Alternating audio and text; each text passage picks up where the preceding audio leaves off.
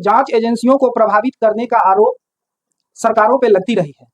वर्तमान सरकार में बहुत सारे ऐसे आरोप लगे हैं मंत्रियों पे, लेकिन उसकी जांच नहीं की जाती है। बरसों बीत जाते हैं लेकिन उनका फाइल कचरे के डब्बे में पड़ा रहता है। लेकिन जैसे ही कोई पार्टी जनता के मुद्दों को उठाना चाहती है तो उन पर जांच एजेंसियां लगा दी जाती है।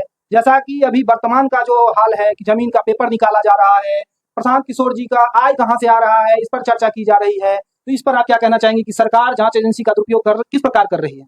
आप देख लीजिए, यही एक बहुत बड़ा मुद्दा आपने पूछा है। आप बताइए कि जनता को समस्या उठाने के लिए हर एक बिहार में हर एक जनता का अधिकार है, कर्तव्य है, फर्ज भी है, जो आप उसे आप उठा सकते हैं। अब बताइए कि हमारे आरसीपी बाबू आदरणीय जो है, तो मान लीजिए प्रशांत किशोर जी, ये दोनों आदमी दो दल बना के एक करके सुंदर बिहार बनाने के ओर बढ़ गए। आप देख लीजिए हमारे नीरज पर, हमारे जदयू के प्रदेश प्रवक्ता नीरज कुमार जी, वो पेपर जमीन का कागज निकाल रहे हैं। आप मान लीजिए आरसीपी बाबू का कागज निकाले हैं, कल जो है सो मान लीजिए क्या कहते हैं प्रशांत किशोर जी का आय कहां से आया, परसों हमारा केवल खतियान देखेंगे कहां से आया, कौन नेता कहां पर कपड़ा कहां सिलाया, कपड़ा कहां खरीदा। बताइए, आप प्रवक्ता हैं, आप सरकार में हैं, आपको जनता पर कोई ध्यान नहीं है। अब बताइए, जो भी विपक्ष बिहार के जनता के लिए आवाज उठाता है वो सबको आदमी को जमीन को आप कागज खोजते हैं। बताइए, जैसे बिहार में दारू, जैसे भ्रष्टाचारी जो बढ़ गया है, क्या है, जो मान लीजिए जिस पुलिस को प्रशासन को हमारे आपको सुरक्षा में रहना चाहिए, उसको भिड़ा दिया है आपको दारू पकड़ने में। उसी तरह जो सरकार को चाहिए, सब नेता को चाहिए, माने बिहार में जनता को समस्या देखने के लिए, तो हमारे प्रदेश प्रवक्ता नीरज जी जो है तो सबको लगा दिए हैं कि जितना विपक्ष में नेता बोलेगा सबको केवल खतियान खोजिए। आप लोग जाइए, आप थाना जाइए, क्या कहते हैं जो है तो कर्मचारी तर जाइए। बताइए, आप बताइए, प्रदेश प्रवक्ता है, आप लोग क्या कीजिएगा देश को? भगवान माफ नहीं करेगा नीरज जी। अगर मान लीजिए हम बिहार के अंदर में बिहारी है, तो आप जो सरकार चला रहा है, आपको कमी को निकालना और कमी को दिखाना मेरा अधिकार है। अब मान लीजिए आप गलत कर रहे हैं, हम विरोध किए, हम सुंदर बिहार बनाने के लिए हमारे महारथी नेता लोग चल दिए हैं, तो निम्न निम्न जिनको बताइए, उनको छवि पर आप धोने का काम करते हैं। बताइए नीरज बाबू, आप जीवन भर जो रामचंद्र बाबू जैसे जैसे स्थान पर रह चुके हैं, एक 28 वर्षों तक उन्होंने प्रशासनिक सेवा किया। उत्तर प्रदेश में स्वर्गीय मुलायम सिंह राज मुख्यमंत्री को साथ रहने का काम किया, स्वर्गीय कल्याण सिंह मुख्यमंत्री थे, उनको जोड़े रहने का काम किया। बताइए, रेल मंत्री हमारे नीतीश बाबू थे, उनमें निजी सचिव रहने का काम किया।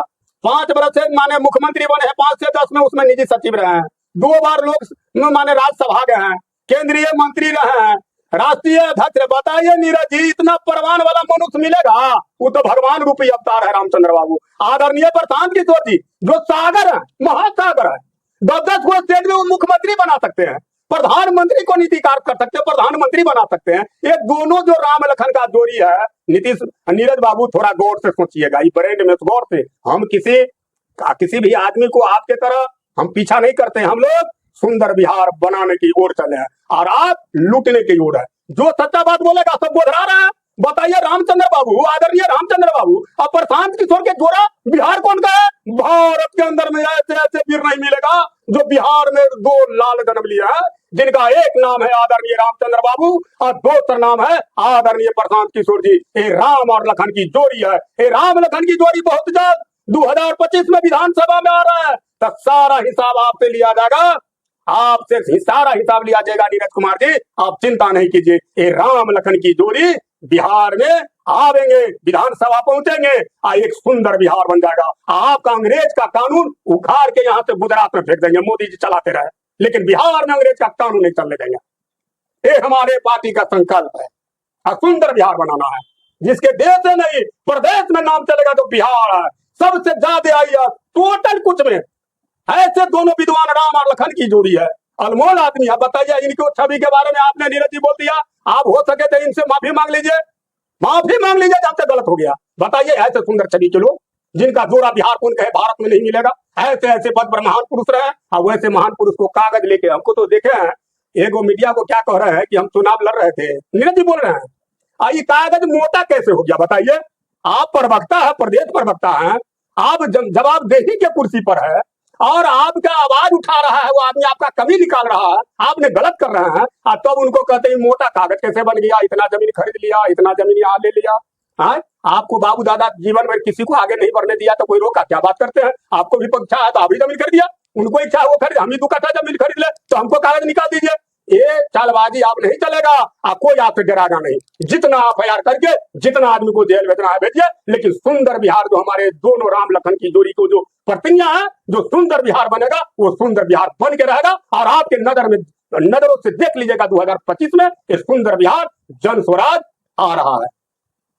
जी, तो आप सभी ने सुना शिक्षाविद और समाज सेवी भरत यादव जी को। ऐसे में बिहार की जनता को यह सोचना होगा कि जिस तरह तमिलनाडु और केरला की सरकार ने अपने राज्य में रोजगार मुहैया करवाया और अपने राज्य के मजदूरों के जो महाराष्ट्र में अपमान हो रहा है उसको उन्होंने इस तरह से बदला कि महाराष्ट्र के लोगों को केरला और तमिलनाडु में रोजगार के लिए जाना पड़ता है।